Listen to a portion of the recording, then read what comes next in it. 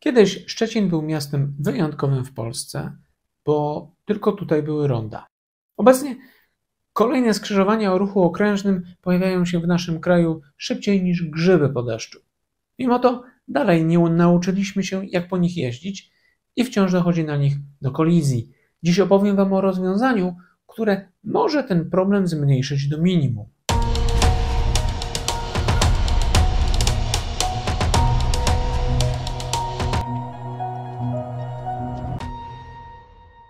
Dzień dobry, witam Was w kolejnym odcinku Okiem Doktora, którego tematem będzie tym razem rondo Hasselbloma. To szwedzki pomysł, który może zmienić sposób, w jaki poruszamy się po miastach. Twórca zapowiada, że dzięki temu będzie mniej wypadków, mniej korków, a zarazem więcej płynności na drogach w porównaniu do dotychczasowych rond, nawet do rond turbinowych.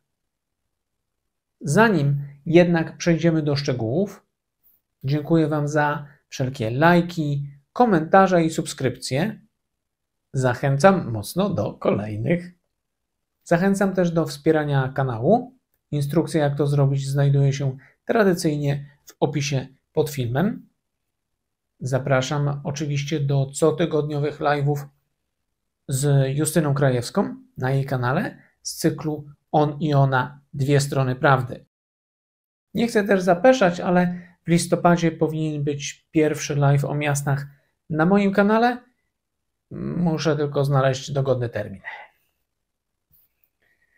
Wracając jednak do głównego tematu dzisiejszego spotkania.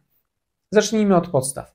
Rondo Hasselbloma, czyli po szwedzku Hasselcirkeln, to projekt szwedzkiego inżyniera Sebastiana Hasselbloma, któremu przy okazji dziękuję bardzo za pomoc w przygotowaniu tego odcinka.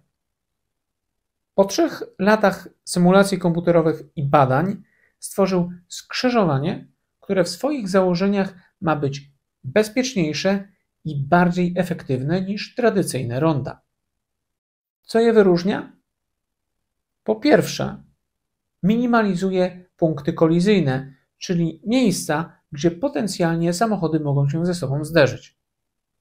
Dane pokazują, że takie rondo zmniejsza ryzyko wypadków aż o 72% w porównaniu do rond turbinowych. Po drugie, zwiększa przepustowość ruchu o 22%. To oznacza, że więcej aut może przejechać skrzyżowanie w tej samej jednostce czasu. W tradycyjnych rondach, zwłaszcza wielopasmowych, rodzi się chaos. Zajeżdżanie drogi, nagłe zmiany pasa, stres. Hasselcirkeln rozwiązuje te problemy w bardzo sprytny sposób. Wyobraźcie sobie, że każdy pas na rondzie prowadzi do konkretnego zjazdu. Wjeżdżacie na rondo, wybieracie pas i nie musicie zmieniać toru jazdy, żeby zjechać tam, gdzie chcecie. To trochę jak jazda po torach. Każdy ma swój cel. Zobaczmy, jak to wygląda w szczegółach. W tym przypadku kierowca jadący ze wschodu, może to nie najlepszy kierunek. Niech będzie kierowca jadący z prawej strony, jeśli chce skręcić w prawo, praktycznie nie wjeżdża na rondo. Jedynie ustępuje pierwszeństwa zjeżdżającym z ronda.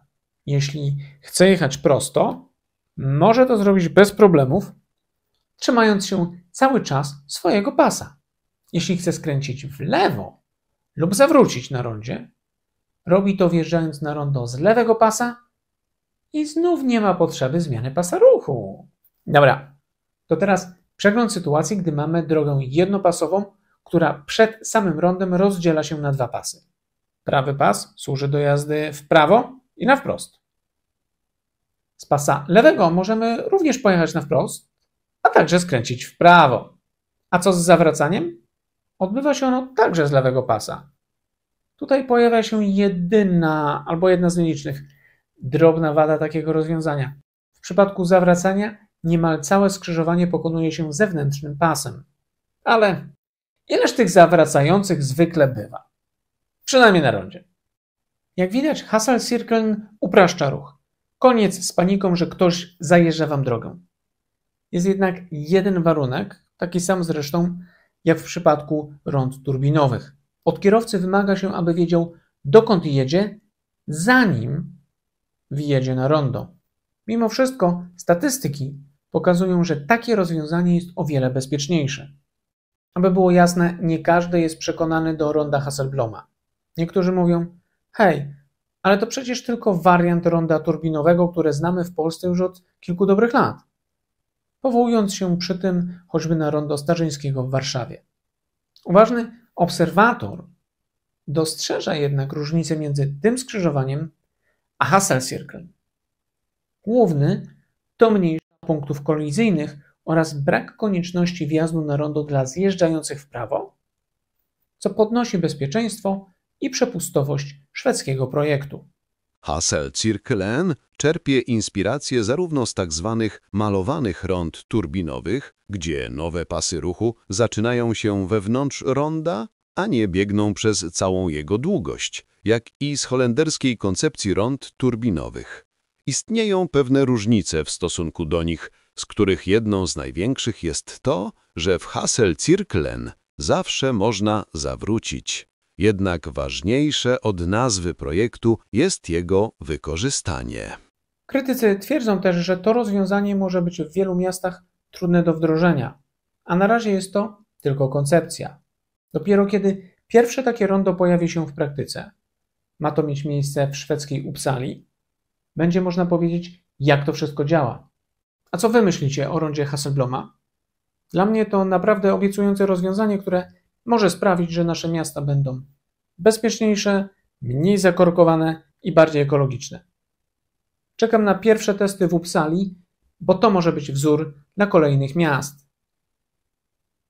Dajcie tymczasem znać w komentarzach, jakie wy macie doświadczenia z rondami turbinowymi.